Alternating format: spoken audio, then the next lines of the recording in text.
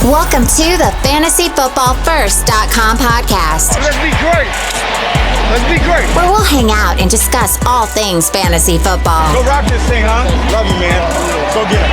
We'll give our best fantasy advice, predictions, insights, and more. Play our game. All right? Play hard, but stay poised. Are you ready? I'm ready. I'm ready. I'm ready. The show starts with Devin, Rick, and Quinn right now. Okay, what's up, fantasy football first What fans? is up? Today we got something special for you. Yeah, semi-special. These are just late round winners. If you've seen our last video, we talked, or our latest videos, I should say. Yeah. We talked about running backs, The last wide series. receivers in the mid area, mid rounds. Yep. Yeah, and today we're gonna go all people. We got quarterbacks, running backs, wide receivers, tight ends, And these are all late round options. late round options. So this is round 10, I believe. Yeah, round 10 or on. 10 and up. So, we wanted to do kickers. No. Just Everybody didn't loves seem right. kickers. Hey, man, sometimes you can choose a defensive, like 10th round. All right. Hey, If you chose the Broncos defense 10th round in 2015 or the Patriots last year, then you were smart. no, you were still guess not so. smart. You Well, I just mean- were lucky. Yeah, you were lucky, I guess. Okay. So today we have quarterbacks for you. QBs, baby. So we're not going to be talking about Patrick Mahomes, Lamar Jackson.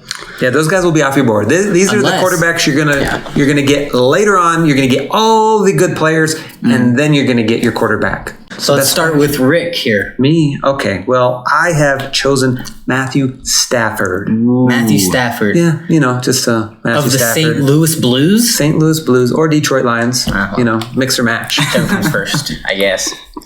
All right, let's hear about him. Well, I think most people know him. He's been around quite a while. He's had some really good years and some not so great years.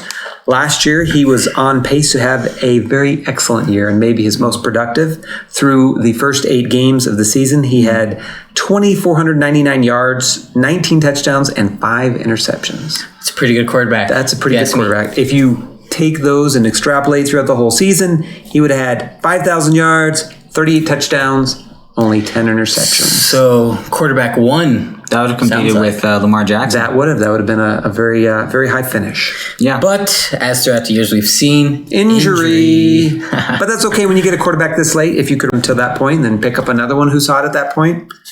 In one quarterback leagues, that's the way you got to do it.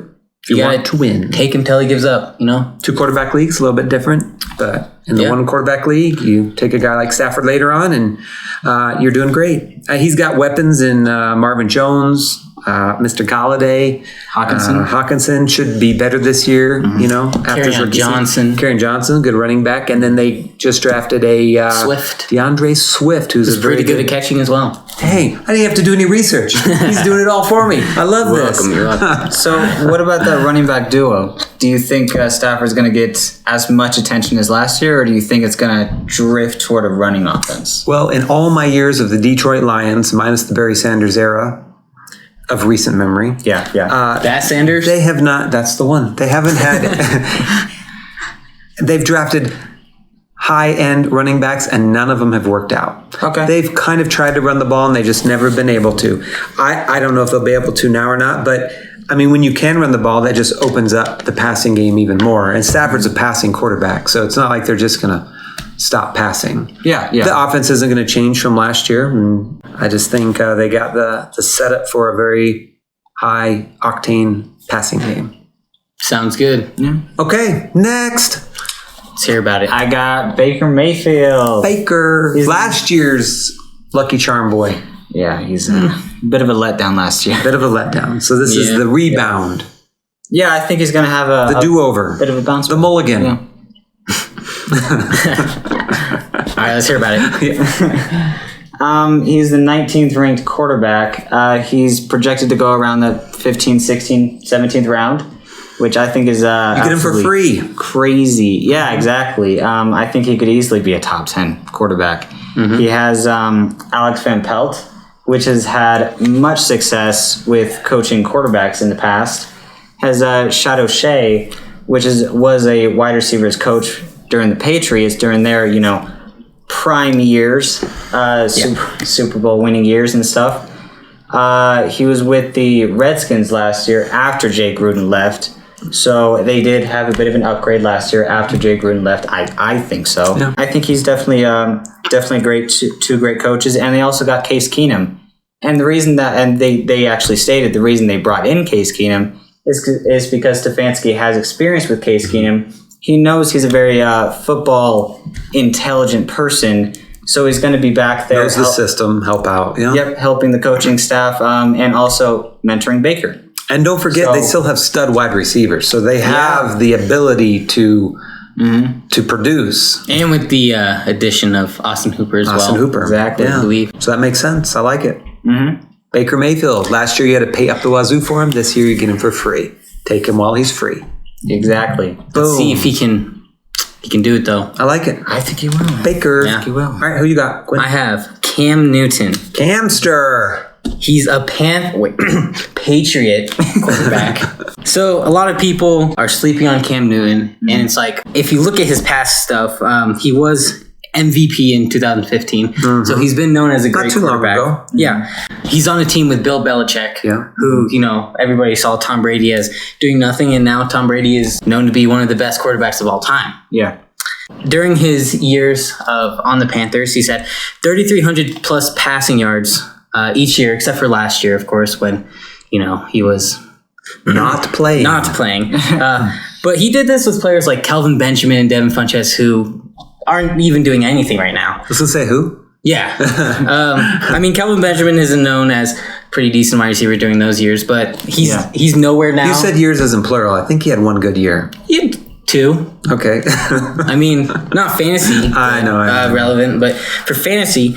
So you look at the Patriots wide receivers, and you'd see something similar to this. Yeah. Mm-hmm. Kelvin Benjamin was tall, but Julian Edelman is getting older, but he's still a really good wide receiver. Definitely and they got up this offseason. Yeah, and Kirill Harry, and they have Mohamed Sanu. Yeah. Mm-hmm. And you can compare those to Kelvin Benjamin and Devin Funchess, and you can see Cam Newton still getting 3,300 yards. I think the key for Cam is, can he still run? If he can still run, I don't think that's going to matter as much. I think if you add in 400 or 500 rushing yards with that, then yes. It would be based on. And if he gets Cam his usual 5, 6, 7, 10 touchdowns running the ball in near the goal line, then here's the thing as well. There's going to be more competition now that most of their defensive, their good players have opted out.